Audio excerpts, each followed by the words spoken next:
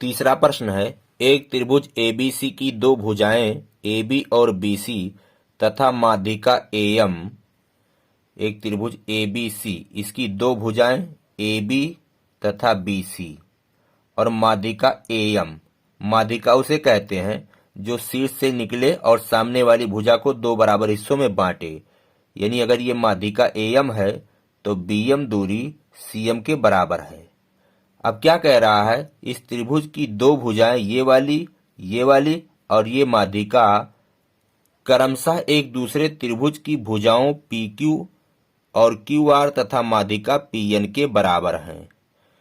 अब ये वाली भुजा AB इस PQ के बराबर है, BC इस QR के बराबर है और ये वाली भुजा AM जो माध्यिका है वो PN के बराबर है। तो दोनों त्रिभुज में जो चीज बराबर था आपने उसको पहचान लिया। अब देखिए क्या कह रहा है, दर्शाइए कि पहला त्रिभुज ABM सर्वांगसम त्रिभुज PQN। ABM ये वाला त्रिभुज और ये वाला त्रिभुज PQN आपको सर्वांगसम करके दिखाना है। और दूसरा है त्रिभुज ABC सर्वांगसम त्रिभुज PQR।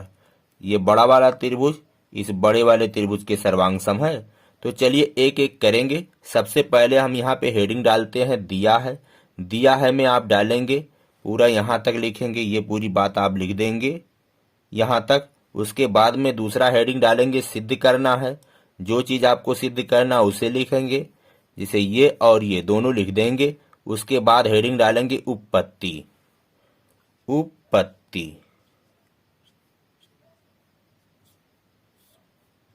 चलिए उपपत्ति में सबसे पहले हम ये वाली भुजा BM और QN बराबर कर लेते हैं। कैसे बराबर करेंगे, देखिए दिया गया है BC बराबर QR ये दिया है। हम दोनों तरफ इसका आधा कर देते हैं, 1/2 BC और 1/2 QR। अब BC का आधा करेंगे, ये BC है तो BC का आधा बराबर हम लिख सकते हैं BM या CM। चूंकि ये BM और CM बराबर है तो हमें इसी का काम है, BM का काम है, क्योंकि अभी ये वाला त्रिभुज इसके सर्वांगसम करना है।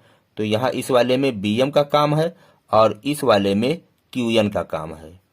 तो हम BC का आधा लिख सकते हैं BM और बराबर के उधर QR का आधा क्या होगा, QR। ये पूरी दूरी QR है और QR का आधा होगा QN। अब देखिए इस वाले त्रिभुज ABM और PQN में जो हमें सिद्ध करना है, चलिए उसको हम करेंगे। त्रिभुज ABM और त्रिभुज PQN में BM बराबर QN अभी हमने ऊपर सिद्ध किया, ऊपर सिद्ध है। और AB बराबर PQ,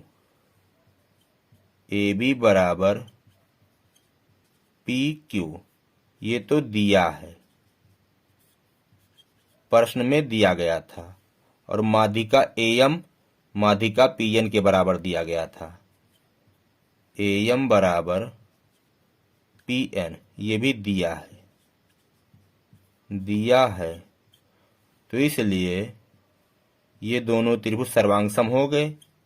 ABM सर्वांगसम त्रिभुज PQN। सर्वांगसम होने के लिए कोई 3 अंग बराबर होने चाहिए। तो यहाँ पे आप कारण लिखेंगे, देखिएगा इसकी तीनों भुजा के बराबर है। तो भुजा सर्वांग समता से ये दोनों त्रिभुज सर्वांगसम हो गए। तो पहला तो आपका प्रूव्ड हो गया। अब चलिए दूसरा वाला करते हैं। दूसरा में आपको त्रिभुज ABC और त्रिभुज PQR सर्वांगसम करना है। तो त्रिभुज ABC और